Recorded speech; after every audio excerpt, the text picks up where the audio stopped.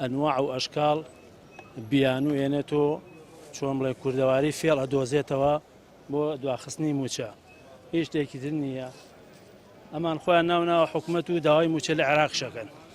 ئێمە تێناگەن، ئێمە ئەگە حکوومەتین بۆ موچە نادەی. تۆ خۆ بە خۆ دەڵێ سەرۆکوەزیران لەو لاش و داوا لە عێراقی موچە بۆ بنێرێ. کامەیە سەرۆکوەزیران؟ کامەیە حکوومەت؟ نەوەڵا کاکە گیان ماتڵکردنی ئەو خەڵکێ و هیچی تر. ئەمە هەموو دەستی و خەڵک خافڵاندنە خۆ دزینەوەیە لە وەزعەکە بەڕاستی.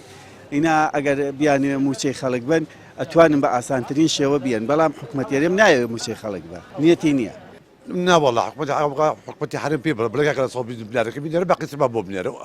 تی بۆچی ئەم پارەی بۆ بنێرە ئەم بینێرێ؟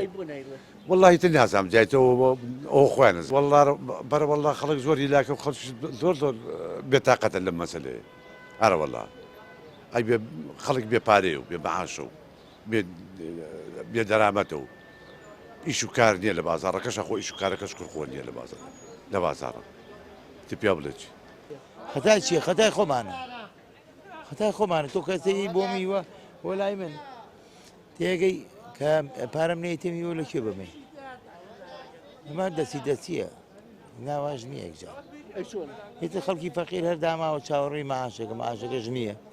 وڵی تاوانەوە شتێکی لە پشتە جناب مەسەلە 120 ملیار نییە لەوانەیە بە ڕۆژێ بە 2-3 ڕۆژ بتوانن 120 ملیار پیاکەن. خۆیان ئەیانەوێت تەگەرەی تێکەن یانەی دوای خەن ئەنێ هەموو ساڵەیە 10 مانگ بێ. ئەوژ اختراعی تازەیە بۆ حکوومەتی هەرێم. کاکە بەخێ بەستە چاوم یاخوا بەخێبێ حەچی قوتای داوێ جێ ناگرێ. وەڵی ئەمە درۆکەن ئەمە ڕانەکە ئەمە ڕاست دەکەن پارەکە بدێنن بۆ بەغا بزان بەغا سۆ ناینێرێت. هەیە ئەمە درۆکەن لەگەڵ خۆشە ڕاست ناکەن. نەوەڵڵا لەگەڵ خۆی شار ڕاست ناکەن درۆکەن.